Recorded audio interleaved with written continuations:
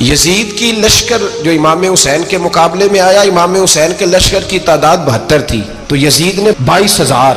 مجھے بتائیے 72 کا 22,000 سے کو مقابلہ ہوتا ہے؟ عمر بن سعد نے پھر عبید اللہ ابن زیاد کو لکھا کہ 22,000 بندے تھوڑے ہیں، کچھ بندے زیادہ بھیج. تو عمر بن سعد کو عبید اللہ ابن زیاد کہنے لگے کہ تو پاگل تو نہیں ہو گیا، 72 کے لشکر کا 22,000 بھیجا، اور کتنا بھیجو؟ تو اس نے کہا تمہیں یہ نہیں پتا یہ لوگ کون ہیں؟ یہ مولا علی شیر خدا کی اولاد ہے. ان میں ایک ایک شخص ایسا ہے جو 1,000 کے مقابلے میں لڑنا جانتا ہے. تو یہاں کمزوری دکھائی جاتی ہے. ہمارے بچے سمجھنے لگے ہیں کہ یہ شاید کوئی ایسی داستان ہے، اور اس طرح کا ماحول ٹی وی پہ میں دیکھ رہا تھا، اس طرح کا ماحول بنایا جاتا ہے جیسے کوئی خوف ہے. یعنی واقع کربلا کوئی ایسا واقعہ جسے دیکھ کے خوف طاری ہو جائے، بچے راتوں کو ڈرے. وہ اکیلے درخت دکھائے جا رہے ہیں اور تیر دکھائے جا رہے ہیں. او یار کیا قوم کی تربیت کر رہے ہیں؟ واقع کربلا حوصلے کا نام ہے، دلیری کا نام ہے. سنیں بات اصل میں کیا تھی، بڑے ٹھنڈے دماغ سے میری بات کو سمجھیے گا. حضرت مولا علی شیر خدا کے بعد مسلمانوں کے متفقہ امیر بنے تھے حضرت امیر معاویہ. انہیں امیر کس نے بنایا تھا؟ امام حسن نے، حضرت علی کے بڑے صاحبزادے. حضرت امام حسن نے ان سے صلح کی، انہیں خلافت دی. اور صحیح بخاری میں نبی پاک نے فرمایا تھا میرا بیٹا حسن سردار ہے، جب مسلمانوں کی جماعتوں میں لہو بہہ جائے گا تو حسن ان کی صلح کرا دے گا. وہ صلح امام حسن نے کرائی، جناب امیر معاویہ امیر بن گئے. حضرت امیر معاویہ رضی اللہ تعالیٰ عنہ بڑا پیار کرتے تھے نبی پاک سے، بڑا احترام کرتے تھے حضور کے خاندان کا. ان کی جو اجتہادی خطائیں ہیں وہ اپنی جگہ پہ موجود ہیں. چونکہ امام حسن نے ان سے صلح کر لی، لہذا ہم بھی ان کے بارے میں کوئی جملہ کہنے کے مجاز، ہماری مجبوری امام حسن ہے. اس لیے کہ جسے امام حسن صحیح کہے پھر امام حسن کے ماننے والے کو اسے غلط نہیں کہنا چاہیے. حضرت امیر معاویہ رضی اللہ تعالیٰ عنہ کا جب وصال ہوا تو حضرت امام حسن پہلے ہی ان سے وصال کر گئے، آپ کو زہر دے دیا گیا، آپ شہید ہو گئے. امام حسین موجود تھے. تو یزید کے بارے میں لوگوں نے کہا جناب امیر معاویہ سے کہ یہ ٹھیک ہے، مناسب ہے اور بہادر ہے، دلیر ہے، وہ جو ہوتے ہیں نا خوش آمدید ٹولہ.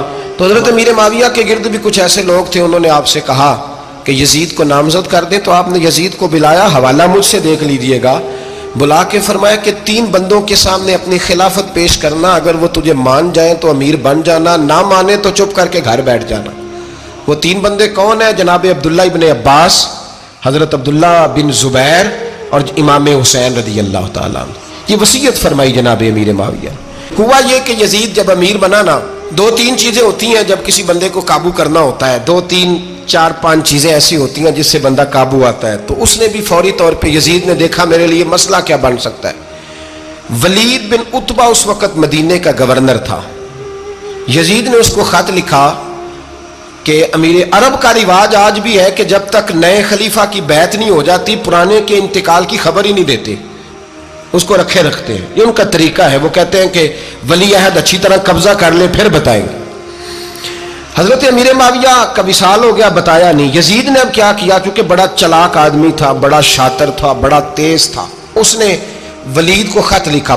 کہنے لگا کہ فوری طور پہ عبداللہ ابن عباس کو بلاؤ اور اسے کہو میری بیعت کریں. یہ جو بیعت ہوتی تھی نا، یہ بھی سن لے کیا ہوتی تھی. یہ بیعت حلف ہوتا تھا کہ میں اللہ رسول کے نام پہ حلف دیتا ہوں کہ میں یزید کی اطاعت کروں گا، میں اس کے خلاف کوئی بغاوت نہیں کروں گا. کوئی یہ بیعت لوگ سمجھتے ہیں کہ بس ہاتھ پکڑنے کا نام بیعت تھا. اس بیعت کا متبادل جمہوری ملکوں کے اندر ووٹ آیا ہے.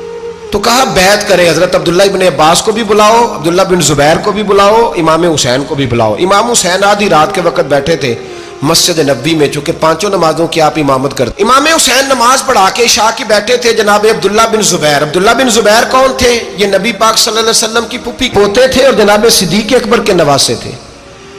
حضرت عبداللہ بن زبیر اور جناب زبیر بن عوام عشرہ مبشرہ صحابی ہیں، ان کے بیٹے تھے. بہت زیرک آدمی تھے. یہ بھی امام حسین کے پاس بیٹھے تھے. عبداللہ ابن عباس بھی تھے جو حضور کے چچا کے بیٹے ہیں، اس امت کے پہلے مفسر ہیں قرآن پاک. یہ لوگ بیٹھے تھے. تو ولید نے ایک بندہ بھیجا، اس نے آ کے کہا جناب آپ کو گورنر صاحب نے بلایا ہے. تو عبداللہ بن زبیر کہنے لگے حسین اس وقت بلانے کی بات سمجھ میں نہیں آئی. تو امام حسین بڑے بصیرت والے تھے، اللہ نے بصیرت دی تھی. کہنے لگے عبداللہ آپ کو سمجھ نہیں آئی، مجھے سمجھ آ گئی ہے، امیر معاویہ وصال کر گئے اور یہ ہمیں جو بلایا گیا ہے نا، یہ یزید کی بیعت کے لیے بلایا گیا ہے. تو کہا پھر آپ آدھی رات کو نہ جائیں، آپ کے لیے خطرہ ہوگا۔ تو امام حسین فرمانے لگے خطرہ حسین کو نہیں ہوتا۔ نہیں، کہا پھر بھی آپ مہربانی کریں ذرا احتیاط سے جائیں۔ تو جناب عبداللہ ابن زبیر نے، عبداللہ ابن عباس نے 14 بندے نیزے دے کے، تلواریں دے کے امام حسین کے ساتھ بھیجے اور کہا کہ امام حسین اگر اس نے کوئی غلط ملت بات کی نا، زبردستی بیعت کرنے کا کہا، تو آپ بس کوئی ایک بات اونچی آواز میں کر دینا، یہ سپاہی پیچھے آ جائیں گے۔ امام حسین ان 14 بندوں کو لے کے گورنر ہاؤس پہنچ گئے۔